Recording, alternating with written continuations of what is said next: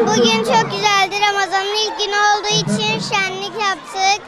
Her yer çok güzel süslenmişti. Herkes çok eğlendi. Öğleye kadar tuttum. Sahura kalktık, yemek yedik, sonra oruç tuttuk. Bu çok güzeldi. Sürekli Ramazan'da oruç tutacağım ve bu orayı hiç unutmayacağım.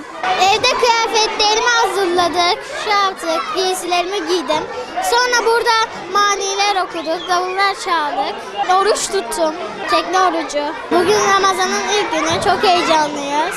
Bu yaşadığımız etkinlik hep aklımda kalacak. Ramazan'ın olduğu bugün de çok heyecanlıyım.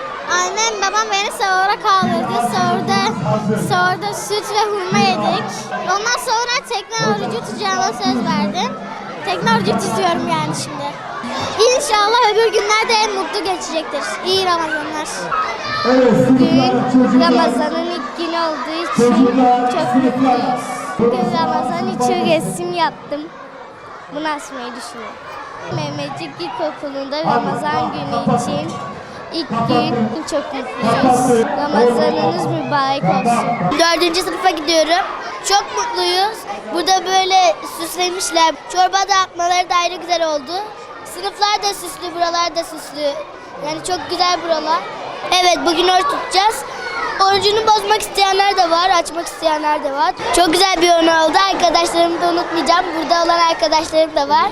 Bu güzel oldu. Bu anı hiç unutmayacağız. Ya 6 yaşındayım. Bugün Ramazan günü, çok mutluyuz o yüzden. Okulumuzda güzel etkinlikler yaptık. Bunun için çok mutluyum. Annem babam beni sahura kaldırdı. Abim de davulla uyandırdı.